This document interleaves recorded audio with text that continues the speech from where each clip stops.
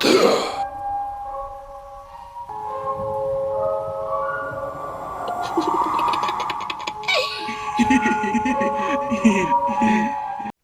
my lovelies, and welcome to yet another episode of Strange Playgrounds. There is a kind of rather interesting and contentious discussion currently happening on the interwebs, on Twitter and Facebook and whatnot. Heaven help us all, eh? A conversation, a debate on Twitter and Facebook. Oh my God, let's not even go there.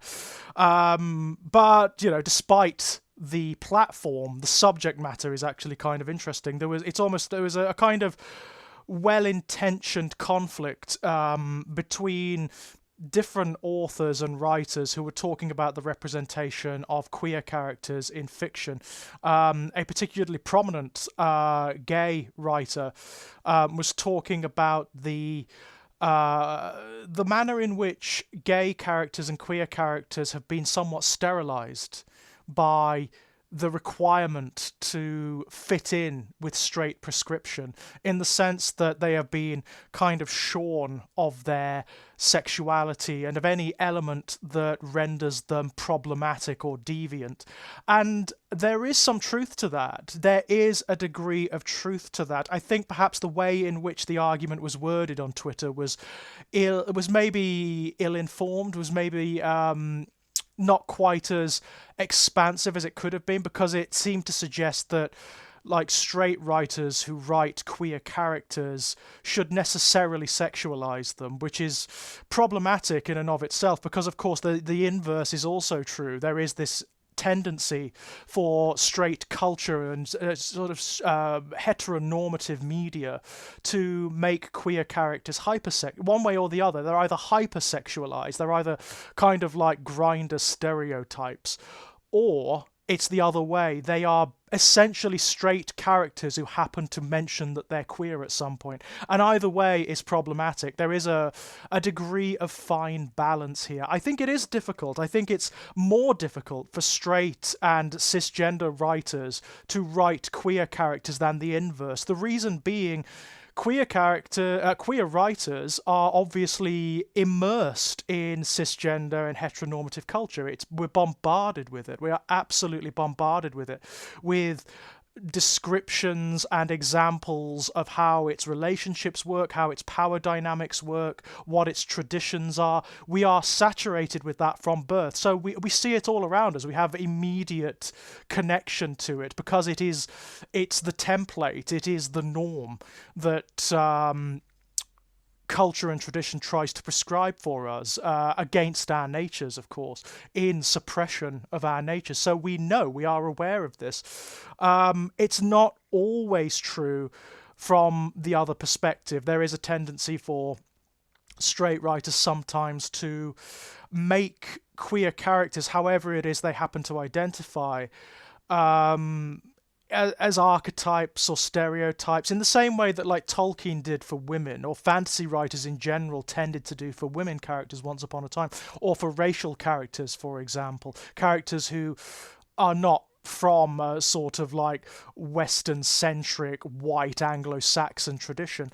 There's a tendency for them to be highly stereotyped and to occupy safe grounds one way or the other. You get these sterilized queer characters, and that does happen. That definitely does happen, and they're sterilized one way or the other. They're either the hypersexualized characters who conform to one particular safe stereotype, or the other way, where they are essentially just straight heteronormative characters who mention that they're queer at particular points. It's a very difficult and fine line to work, and I don't know what the solution or the answer is. The only thing I can think of, the best solution I can think of, certainly for straight and heteronormative writers, is that they need to immerse themselves in, for want of a better, for queer culture. They need to talk to people who are not straight. They need to talk to transgender people. They need to talk to non-binary people. They need to talk to gay people and bi people and lesbian people. They need to understand how we operate and how best to portray the norms of our lives in a sincere way and in a legitimate way. It's often very, very difficult. There is also a tendency, of course, for fiction or media that's written by or produced by straight or cisgender people, to make an issue of the queerness. So the queerness becomes the totality of the character rather than it being just a factor of the character. Again, that's a really fine balance to walk. Because it is important, obviously, one's sexuality, one's gender orientation, one's the narratives that apply to us, the meta-narratives that apply to us in culture are significant and will inform certain elements of how we are and how we operate and how we think and feel. So it is significant, but at the same time, it's not the totality. We are other things as well. One of the best tactics, of course, is just to write a character. Just to write a character, and if it happens that they are queer in some way, then great. Absolutely superb, and then you have to explore that in a sincere and legitimate way. And a good way of doing that is by getting maybe some proofreaders. Get some, if you're writing a transgender character, for example, go onto Twitter and find a transgender reader and see if it chimes with them, if it works. And if you're writing a non-binary character, go and find someone who's non-binary. You won't have to look terribly far. And ask them if it chimes true. The same is true of gay characters. Several writers have done that. I mean, my colleague Kit Power, Lex Jones, they've both come to me and asked, are these characters legitimate? Do they function as gay men? But I do get the argument. I think maybe the way it was worded was a bit combative on Twitter, and it seemed to suggest that straight writers maybe just shouldn't write queer characters, which of course is a nonsense, and it's not really helpful because because of the nature of our demographics, there are always going to be more straight writers than there are queer ones, unfortunately. That's just the way it is. That said, another argument, which of course is entirely legitimate, is there needs to be more space, more cultural space, and more industry space for queer writers to tell their own story, and to push back against the sort of prescriptions and impositions of straight writers, Once again, it's this notion, and it happens in every element of the discourse, whether it's on a political level, a cultural level, or whether it's within fiction or media.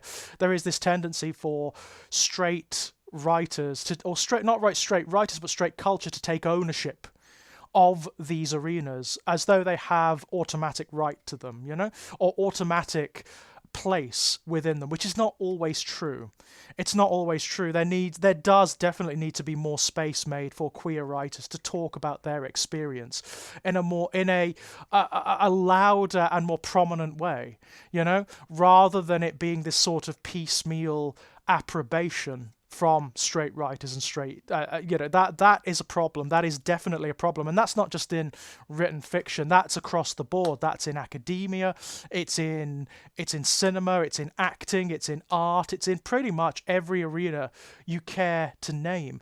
There is this tendency for wider straight heteronormative culture to assume that it just automatically has a say and that it automatically has a place, and that is problematic. Or that, kind of worse in a way, even for well-meaning people who are allies, they define as allies, to take ownership of the subject matter and treat it just as a subject. It's something to use for their fiction. It's something to express a particular interest or agenda, and that's problematic too. It can be very helpful. It can be enormously helpful because it can raise the profile of queer people. It can actually express our experience to a wider audience who maybe haven't come across those spheres of experience in their waking lives, in their day-to-day lives. So that is useful. That is really useful. But the way it's deployed definitely needs some consideration, and I think the best way of doing that is doing exactly what I said and what many of my straight writer friends do, which is find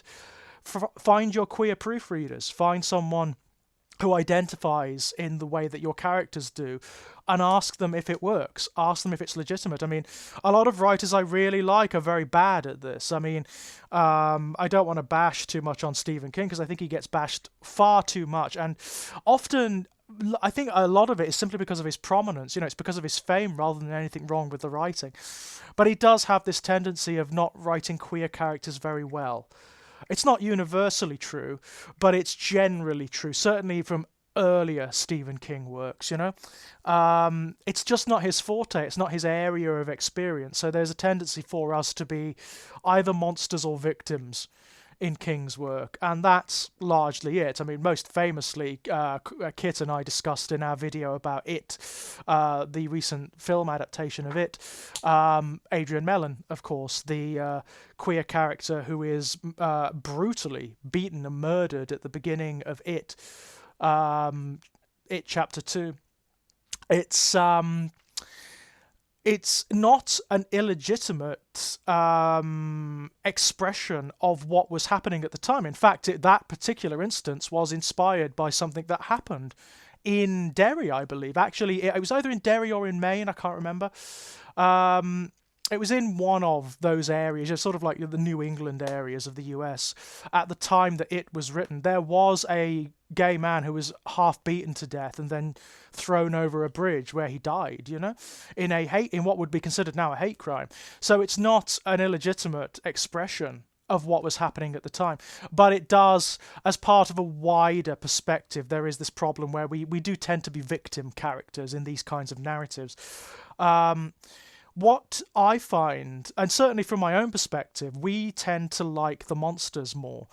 We tend to identify with the monstrous characters more, the villains more in any given franchise, simply because they are, like us, the othered. They are often the characters for whom there is no cultural or societal space created, for whom there is no meta-narrative, as it were, as it applies to our straight and heteronormative counterparts. So it's little wonder in that regard. If you go and read queer fantasy or science or horror fiction, you do find that there is a greater degree of ambiguity, certainly morally.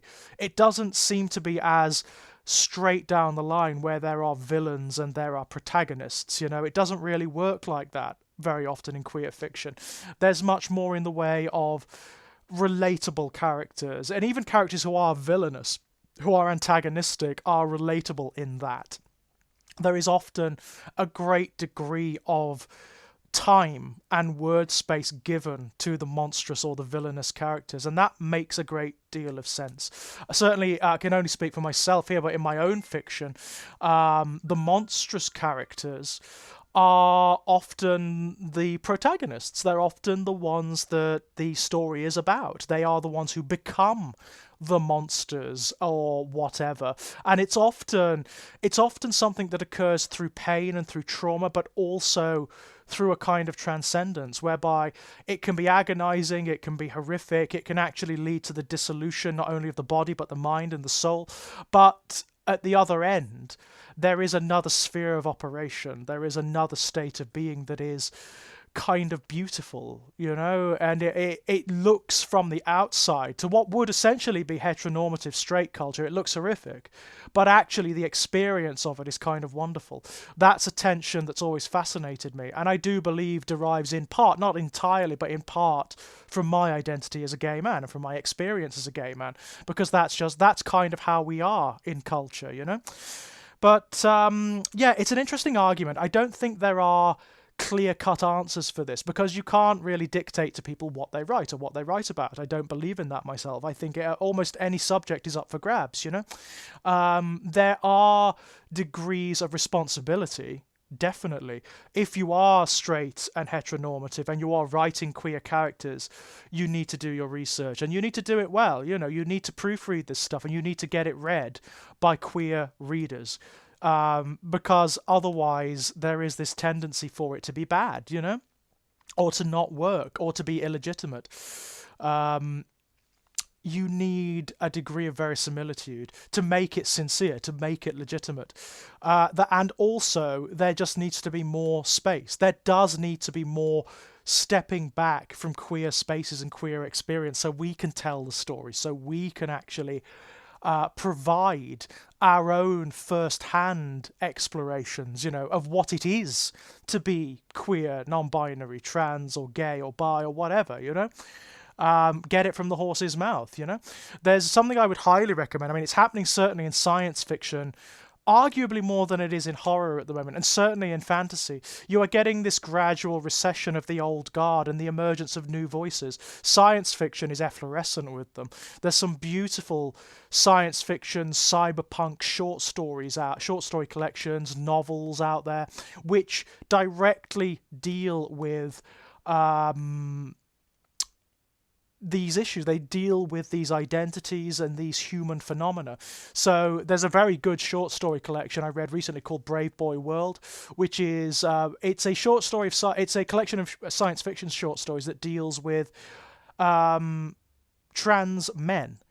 They are the protagonists of these stories, and it is absolutely brilliant. It is absolutely stunning. Each of the writers is themselves trans, so it's not like, that is something I really, really like. It's why I bought it. I had no idea what it was like or what the quality of the collection was, but I bought it because I was interested in getting that first-hand experience, that almost confessional aspect, and it's beautiful. It's absolutely beautiful. It takes science fiction tropes and ideas and notions into areas that it probably hasn't before. Certainly not as directly as it does here. It's beautiful. And that is something that is happening at the moment. You're, of course, getting pushback from that from certain quarters, obviously. But I think it's inevitable at this point. There will be this continued efflorescence of newer voices and newer concerns throughout these genres as time goes on, as new spaces are made, but it still has a ways to go. Certainly in horror it does. There is some ways to go yet, but we are getting there. There is not only more in the way of there's more in the way of queer voices in horror fiction, and also from other marginalized groups and demographics as well.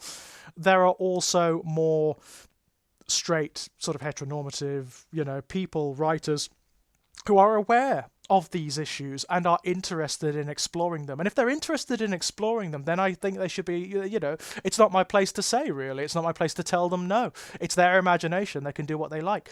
I would just say that it requires a degree of sincerity and a degree of work that is often lacking. It's often not there. I often, you will, as a gay guy, you will find yourself coming to straight fiction, fiction by straight writers that includes gay men, and it's kind of like, yeah, okay, fair enough, whatever. That doesn't chime with my experience at all, or with any gay man's experience that I know.